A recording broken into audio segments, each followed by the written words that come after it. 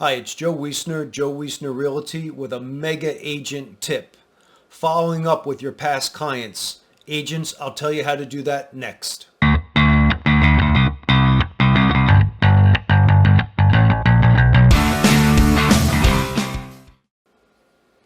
So it's really difficult, I believe, for agents to get their head around how many people do they really need to contact? How many leads do they really need to generate to create business? And I've always found that most agents are really kind of not thinking about this the right way. So in order to really have, say, a single conversation with a person that may be interested in buying or selling real estate, you need to have likely 10 leads, 20 leads to create that one conversation. So, and there's different methods, of course, and you have your warm market, which is going to be more receptive and more apt to recontact you.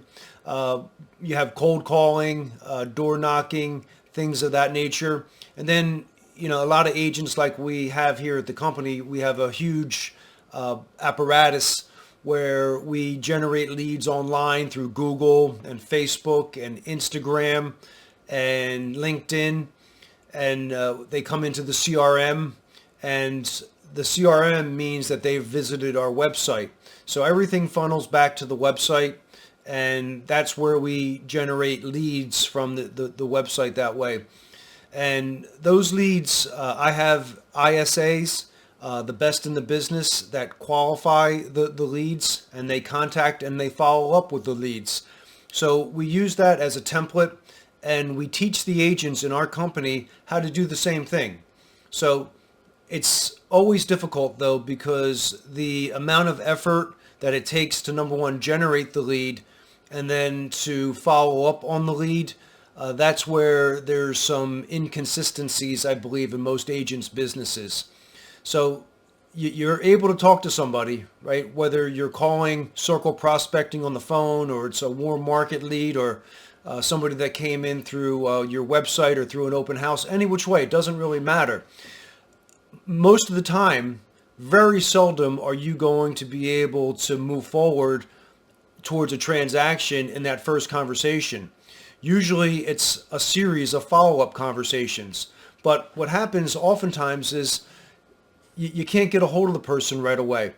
And this is where agents give up way too soon. So they may make the first contact and they strike out.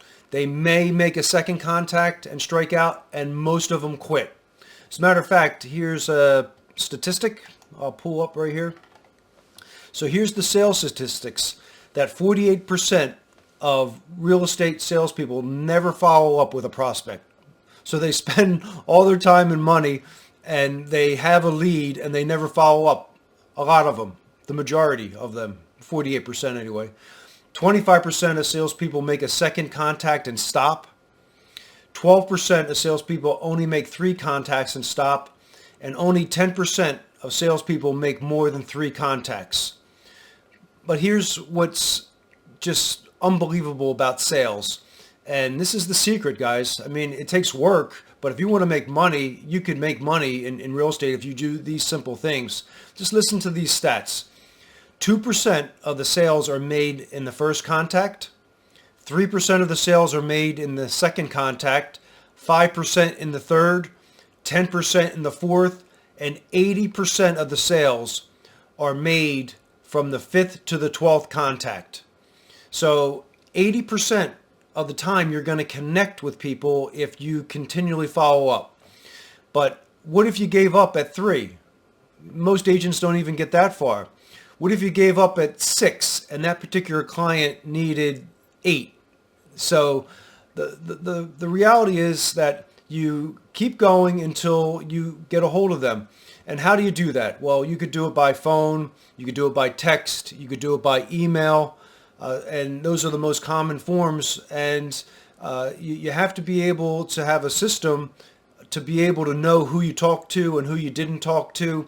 And for the people that you did talk to, you have to take notes. And within the notes, you have to know where they want to go, or what area they want to purchase in, or where their house that they want to list is going to be coming up for sale, but people sometimes aren't ready. What I found though, if a seller tells me that they'll be ready in a year, that I better call them much sooner. I cut that time in half. And the same thing on the buyer side. If they tell me, well, we're looking in 3 to 6 months, I'll call them in 90 days. So that's a good practice to get into. So don't give up. I think agents give up way, way too quickly.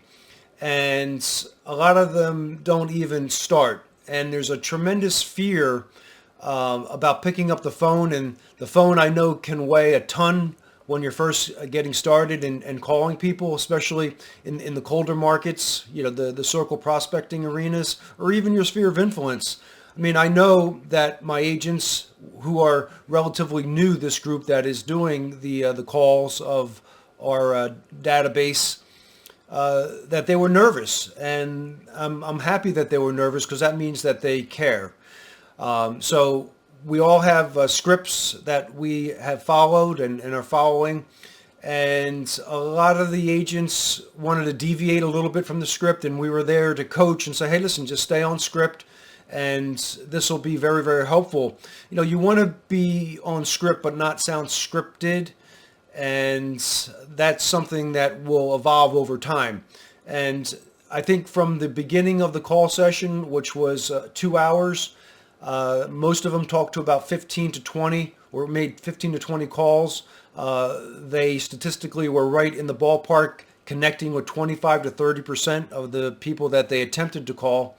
And the conversations were good. There were some follow-up tasks that were created. And that was, the name of the game. It wasn't to close anybody on a transaction in the first phone call. These were merely reintroduction calls in order to set up the next event and appointment. So don't give up after the first call. Don't give up after the second. Don't give up after the third. Most of the sales happen after 6 contacts. Call, text, email. And then you keep going in that succession over and over again. So if you have any questions or comments, please leave those below. We have a really terrific training program on teaching agents how to contact their clientele and multi methods of marketing. We're really good at social media. I happen to have an expertise in Google marketing, and that's something that really drives tremendous business. And as you can see here, you're watching likely on YouTube. We have a pretty good YouTube presence that's building and building every day. So if you'd like to subscribe, if this was helpful to you, please subscribe, and that would be fantastic. And if you have any comments, leave those below. I'd be happy to answer any of those. Until next time, thank you for watching.